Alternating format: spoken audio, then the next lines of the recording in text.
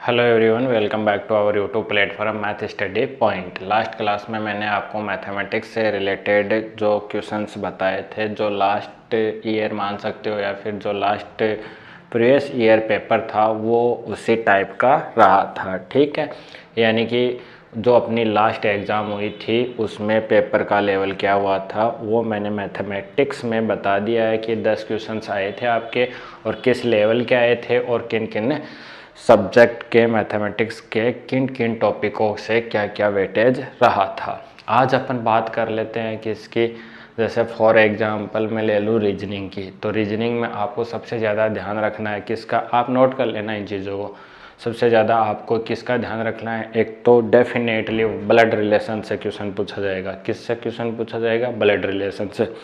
एक ranking test से पूछा जाएगा। रैंकिंग टेस्ट जानते हो ना, दाएं से 12वां स्थान है, बाएं से 13वां है, तो पंक्ति में कुल कितने लड़के हैं, या फिर आगे पीछे वाला क्वेश्चन। दो टाइप के क्वेश्चंस बनते हैं, वो रैंकिंग टेस्ट याद रखना। तीसरी है कोडिंग और डिकोडिंग। कोडिंग और डिकोडिंग का खास ध्यान रखना। मैं बोल रहा हूँ इन 3 टॉपिकों से आपके 5 क्वेश्चंस अटैम्प्ट हो जाएंगे। कितने क्वेश्चन अटैम्प्ट हो जाएंगे? 5 क्वेश्चन अटैम्प्ट हो जाएंगे। फिर आप ध्यान रखो वेन डायग्राम का। वेन डायग्राम समझ गए ना, जैसे ट्राइंगल हो गया, सर्कल हो गया, उसमें से क्वेश्चन पुटअप किए जाते हैं। और एक वो होता है ना अपना, कि जैसे आपके पास में कोई डायग्राम दे दिया इस प्रकार से, यहाँ पे कोई सर्कल दे दिया, यहाँ पे कोई रेक्टेंगल दे दिया, ठीक है, यहाँ 5 आ गया, 4 आ गया या फिर 3 आ गया, इसमें से पूछ लिया जाए महिलाएं, शिक्षक, वकील, तो ऐसा पूछा जाएगा कि कौन से ऐसे हैं जो अशिक्षित वो क्या है, बेरोजगार, ऐसे कुछ क्वेश्चन आते हैं इस प्रकार के वेन डायग्राम के। आप समझ गए होंगे और मैंने करवा भी रखे हैं। वेन डायग्राम का ध्यान रख लेना, ब्लड रिलेशन का ध्यान रख लेना, रैंकिंग टेस्ट का आप ध्यान रख लेना, और एक क्या खास टॉपिक था, कोडिंग डिकोडिंग का आप ध्यान रख लेना। ठीक है, नॉर्मल से क्वेश्चन आएंगे, एकदम से छोटे छोटे क्वेश्चन आने वाले हैं। अगर इंग्लिश की और हिंदी की बात की जाए तो आपको पता है संज्ञा, सर्वनाम, ठीक है, विशेषण, विशेष से पर्यायवाची शब्द हो गए, वन वर्ड हो गए, ठीक है, और लोकोक्ति, मुहावरे, इस प्रकार से संज्ञा और सर्वनाम और एक अलंकार। इससे ज़्यादा देखो, समास, अलंकार, संधि। संधि से पिछली बार तो नहीं पूछा गया था क्वेश्चन, लेकिन इससे अक्सर क्वेश्चन आते हैं। तो देखो, एक तो अलंकार का ध्यान रखना, एक समास का ध्यान रखना और एक संधि का ध्यान रखना। ये एकदम से आपके पास में एक छोटी सी बुक होगी जो 6ठी से लेके 8वीं तक की व्याकरण की हिंदी की बुक चलती है, उससे पढ़ लेना, उससे बाहर कुछ नहीं आने वाला है। इतना हार्ड अपना एग्ज़ाम होता नहीं, आपको पता है। ऐसा ही इसका क्या कर लो, इंग्लिश में ले लो, तो इंग्लिश में नाउन हो गया, प्रोनाउन हो गया, ठीक है, वन वर्ड हो गए, एंटोनियम्स, एनोनिम्स हो गए, वोकैबुलरी हो गई आपकी, और उनको क्या बोलते हैं, वन वर्ड हो ही गया, एक्टिव पैसिव हो गया, डायरेक्ट इनडायरेक्ट हो गया, बस इतना ही एरिया है। ठीक है, ये भी मैंने करवा रखा है अच्छे से, आप उसको पढ़ लेना।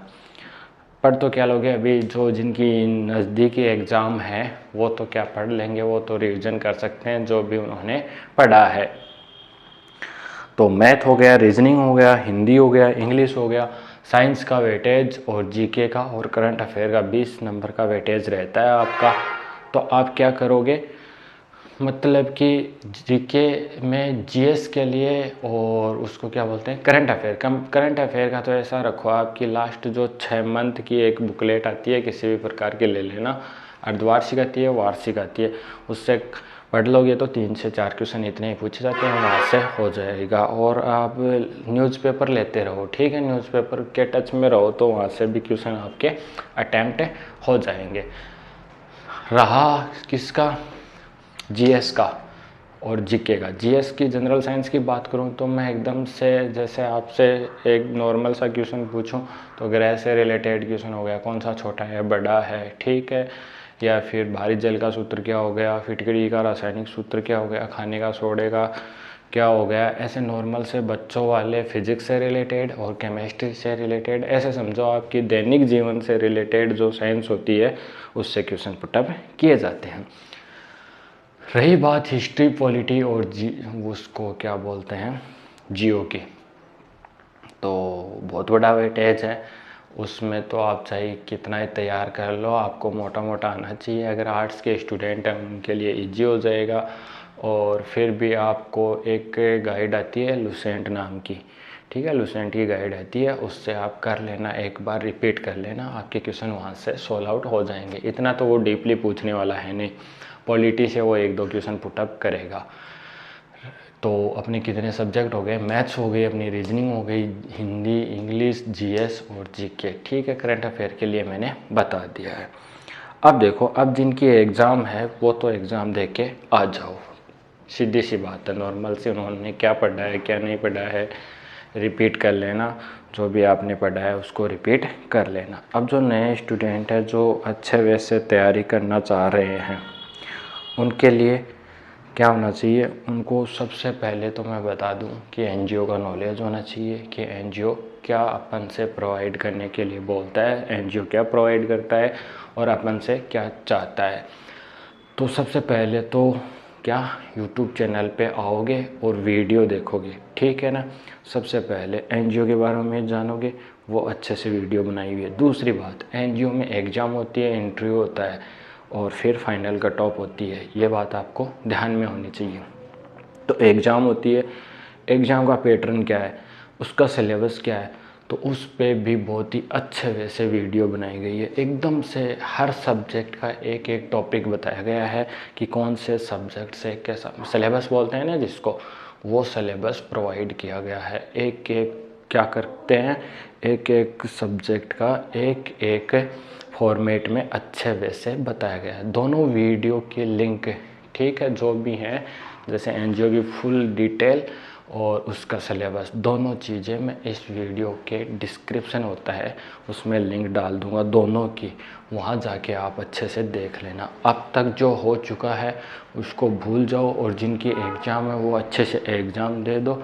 इन फ्यूचर सिलेबस उठाओ, अपनी नोटबुक में लिखो कौन कौन से टॉपिक करवाए गए हैं, उनको क्या करो आप जल्दी से जितना हो सके उनके नोट्स बनाओ और अच्छे वैसे उनकी तैयारी करो। जिस भी सब्जेक्ट के जो भी टॉपिक नहीं हुए हैं वो कमेंट बॉक्स में कमेंट करो, मैं तुरंत प्रभाव से उन पे काम करूँगा। जैसे आपको फॉर एग्जांपल बताऊँ तो मैथमेटिक्स कंप्लीट है, रीजनिंग कंप्लीट है और हिंदी, इंग्लिश और जीके का तो बहुत ज़्यादा वेटेज है, तो उसको तो आप ऐसे समझो किसी गाइड की सहायता लेनी पड़ेगी आपको। हिंदी इंग्लिश में भी कुछ कुछ टॉपिक करवाए हुए हैं। तो मैथ रीजनिंग तो आपका कंप्लीट है, यहाँ से एक क्वेश्चन भी बाहर नहीं जाएगा। मैं ऐसे नहीं बोल रहा कि सारा का सारा एग्ज़ाम में ये आएगा, बट मैं ऐसे बोल रहा हूँ कि अपना जो एनजीओ का क्राइटेरिया उससे ज़्यादा ही लेवल करवा रखा है, तो आप इनको पढ़ लेना, अच्छे वैसे पढ़ लेना। एक बार 2 से 3 महीने की तैयारी कर लो, इन नेक्स्ट टाइम जब भी आप एग्ज़ाम देने जाओ तो उसको अच्छे वैसे आप फाइंड आउट कर लोगे, मतलब उसको क्लियर कर लोगे। इतने ही उसका लेवल होता है, अपने एनजीओ की जो एग्ज़ाम होती है उसका उतना ही क्या होता है, लेवल होता है। तो आपको मैं बता दूं, कुछ नहीं करना है, ओनली फॉर यूट्यूब पे जाना है। यूट्यूब पे जाके सबसे पहले तो इसका क्या चेक करो, आप सिलेबस चेक करो, क्योंकि सिलेबस होगा तो उसकी के अकॉर्डिंग क्या होगी, पढ़ाई होगी। सबसे पहले यूट्यूब पे चले जाना, उसकी प्ले लिस्ट में चले जाना या फिर वीडियो देख लेना अच्छे वैसे, सब के सब करवाए हैं। मैथमेटिक्स करवाई हुई है, ठीक है, रीजनिंग करवाई हुई है, जनरल साइंस की भी क्लासें हुई हैं। और जो 2 इम्पोर्टेंट वीडियो थी कौन कौन सी, एक तो एनजीओ के बारे में फुल डिटेल और दूसरी इसका सिलेबस, वो मैं आपको इस वीडियो के लिंक डिस्क्रिप्शन में लिंक डालने वाला हूँ, वहाँ से आप उनको पहले अच्छे से इन्फॉर्मेशन लो, ठीक है। उसके बाद में इसका सिलेबस अपनी नोटबुक में लिखो और उसके बाद में पढ़ाई करना स्टार्ट कर दो। जो भी टॉपिक नहीं हुए हैं उन पे मैं एनालिसिस करके वो करवा दूँगा। तो जिनके भी एग्ज़ाम हैं उनको बेस्ट ऑफ लक, और जो इन फ्यूचर एग्ज़ाम में तैयारी करना चाहते हैं, इस एग्ज़ाम की तैयारी करना चाहते हैं, वो यूट्यूब से जुड़े रहें, उनको बहुत ज़्यादा बेनिफिट होने वाला है।